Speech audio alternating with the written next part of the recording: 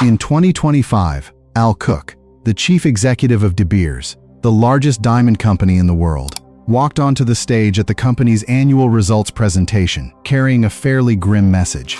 After nearly a century of near-total market control and near-uninterrupted profitability, De Beers was reporting its third consecutive year of losses. Several $100 million gone, a figure several times worse than the year before, and the most severe crisis in the company's modern history.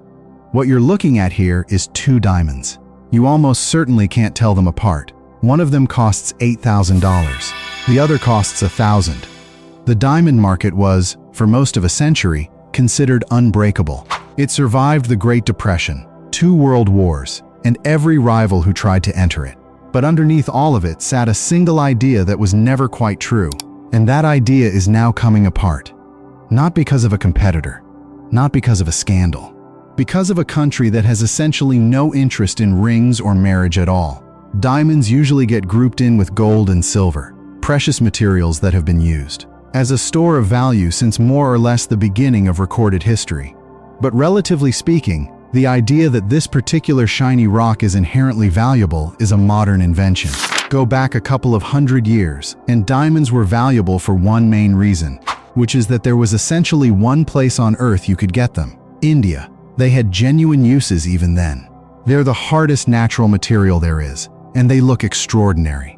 But what actually set the price was the fact that almost nobody had any. That ended on a summer's day in 1871, when diggers turned up an unusually large and unusually bright pebble on land belonging to 2 South African farmers, the De Beers brothers. The site at Kimberley became one of the largest diamond mines in the world. Within a decade, it had increased global diamond production roughly 100-fold, which should have been the happy ending. Instead, it created a problem immediately, because something whose value rested almost entirely on scarcity had suddenly become abundant. And on any normal trajectory, it was only a matter of time before the precious stone became an ordinary one. So the question in front of the people who owned that mine was not how to sell more diamonds. It was the opposite. In any market, there are 2 forces working at once: supply, meaning how much of the thing exists, and demand, meaning how many people want it. But what happens if you control both? Over the following decade, the De Beers brothers' holdings, together with Cecil Rhodes, systematically bought up the mines in the region. In 1888, they were merged into a single company, built on a single principle: a diamond holds its price only while diamonds are scarce. And since the ground had just stopped being scarce, the scarcity would have to be manufactured, permanently. The clearest demonstration of what that meant came in 1932. 3 years into the Great Depression, luxury spending was collapsing, and diamonds had been hit particularly hard. Rough stone prices had fallen more than 40% since 1929. And in the middle of that, Ernest Oppenheimer, who by then ran De Beers, and controlled very nearly the entire world diamond trade, did something that sounds like commercial suicide. He ordered every De Beers mine on Earth to shut down. The price of diamonds spiked almost immediately. Within a few months, wholesale prices were close to their pre-crash levels. Nothing had changed about the stones. Nothing had changed about how much people wanted them. The company had simply reduced how many existed, and the value of the ones that remained went up to meet it. Now, a maneuver like that only works if nobody else can open a mine and undercut you while you're closed. Which is why, at its peak, De Beers had control of somewhere around 90% of the world's diamond supply. And rather than sell that supply on an open market, most of it was bought up and held in vaults, underground. Whenever a new mine came online, or a competitor tried to enter, De Beers did the same thing again, acquired the output, and made sure it never reached a customer.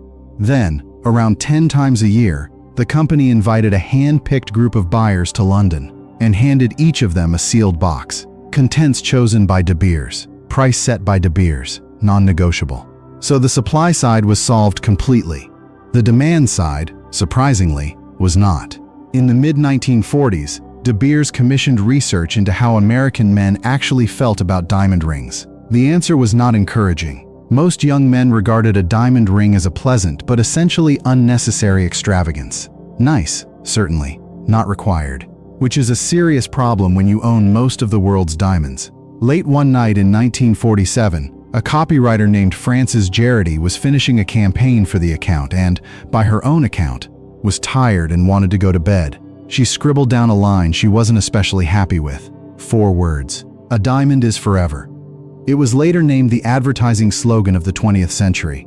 Over the following decades, the diamond was gradually converted into the standard symbol of love and lifelong commitment. In 1940, around 10% of American brides received a diamond engagement ring. By 1990, that figure was roughly 80%. And attaching the stone to the idea of permanent love did 2 jobs at once, only one of which is obvious. The first is that it created effectively unlimited demand. Every engagement became a diamond sale. The second is more important. It meant nobody would ever sell theirs, because reselling the ring would mean admitting the marriage was over. So no matter how many diamonds De Beers put into the world, almost none of them ever came back out to compete with the new ones. A secondary market never formed. Both halves of the market, how many diamonds existed, and how many people wanted one, sat under the control of a single company. For most of the following century, that arrangement printed money. This is the price of natural diamonds since the start of this century. For the most part, it behaves how you'd expect. The market crashes in 2008 because people have less money and demand falls. It recovers as conditions improve. It booms after the pandemic, when a great deal of money was handed directly to consumers. And then, at this point in 2022, it stops behaving like a market at all and simply falls. Natural diamond prices have dropped somewhere in the region of 1/4 to 1/3 from that peak, depending on which index and which category you look at. Lab-grown stones have fallen far further, in some categories by 70 or 80%. The cause is a place that has redefined the economics of almost every other industry on Earth: China. In 2024, China produced roughly 22 million carats of gem-quality lab-grown diamonds, a jump of around 144% on the year before. And the overwhelming majority of that comes from here. This is Zhejiang, a county in Henan, a province of roughly 100 million people in central China. Until fairly recently, it was known for 2 things: chili peppers and beef cattle. It is now widely described as the diamond capital of the world. And the story starts in the early 1960s, when China was poorer than a great many countries in Africa and had no interest whatsoever in luxury. Because despite the association with jewelry, essentially every heavy industry on Earth depends on diamonds. You need them to cut, drill, and grind metal, because nothing else is hard enough to do the job properly. The problem was that China at the time was cut off from the West and could not buy a single gram of the stuff from anyone, so it built its own. Slowly, over decades, the country refined an existing process called AFTEFT. High pressure, high temperature. You've probably heard the phrase that pressure creates diamonds. That's more or less literally what this is. Carbon is placed into a press and subjected to the kind of pressure that otherwise only occurs around 150 kilometers underground. The carbon crystallizes and a diamond forms. In nature, that takes over 1 billion years. In these factories, it takes under a week. None of which is especially shocking if you're scientifically inclined, because synthetic industrial diamond has existed since the 1950s. The shift came around 2015. By that point, Chinese presses had become precise enough to produce stones, pure enough to cross into gem quality. And the reason they'd been pushing for that precision had nothing to do with jewelry. It was to make better industrial machinery. The engagement ring-grade stones were a byproduct. The scale is difficult to hold in your head. Every diamond mine on Earth combined dug up somewhere around 100 million carats in 2025. China's synthetic output, counting industrial single crystal and powder together, runs into the billions of carats annually. Well over 100 times the entire world's mining output, produced in factories, on demand. In 1982, the United States, one of the largest synthetic producers of that era, made around 53 million carats in a year. China now produces roughly that much every day. Scarcity, the one thing that made this entire industry valuable in the first place, had simply stopped existing. And this is where the mechanism turns on itself, because a diamond was never really valuable for what it was. It was valuable for what it cost. The whole ritual works like this. You spend 2 months of your salary on an object you can never resell, at the beginning of a relationship. And in doing so, you demonstrate that you are serious. The stone is a receipt. The expense is the message. Which means the price isn't a side effect of the demand. The price is the product. So when you flood the market, you don't just push prices down. You destroy the reason anyone wanted one. A cheap diamond cannot perform the function a diamond was sold to perform. Recent polling suggests around 74% of Gen Z and millennial respondents would be open to an engagement ring without a diamond in it. That's a survey of stated willingness rather than actual purchases, so treat it accordingly. But a generation that is open to alternatives is not a generation you can charge a premium for scarcity. Which raises an obvious question. If the ring business is going the way it's going, why are 20,000 presses in Henan still running flat out, 24 hours a day? You'll have noticed that the world is currently pouring close to unlimited money into artificial intelligence, and that a very large share of it ends up building these AI chips. They're designed to run enormous numbers of calculations in parallel, and the difficulty is that the more computing power you compress into a smaller and smaller square centimeter of silicon, the hotter it runs. Past a certain threshold, the chip damages itself. Solving that means pulling heat away from the silicon as fast as it's generated. And it happens that the best material available for the job is diamond. As well as being the hardest material there is, diamond is one of the finest heat conductors that exists, roughly 5 times better than copper, around 13 times better than silicon, which has quietly turned synthetic diamond into one of the more strategically important materials on Earth. So in October 2025, China made the position explicit. On the 9th, the Ministry of Commerce and the Customs Administration issued a set of announcements placing synthetic industrial diamonds under export control, grouped alongside rare earths and lithium battery materials, the categories Beijing treats as strategic. The measures were precisely drawn: synthetic diamond micropowder below 50 microns, single crystals between 50 and 500 microns, diamond wire saws, grinding wheels, and the deposition equipment used to make them, and explicitly excluded from all of it, lab-grown diamonds for jewelry. The controls were due to take effect on the 8th of November. On the 7th of November, one day before, Beijing suspended them, all of them, until the 10th of November 2026, which is, in its way, more revealing than if they had gone ahead. The point was never that the material would stop leaving China. The point was to demonstrate, in a single document, that it could be stopped. And that suspension has a date on it. The United States, Europe, and Japan all understand perfectly well how diamond synthesis works. The chemistry isn't secret.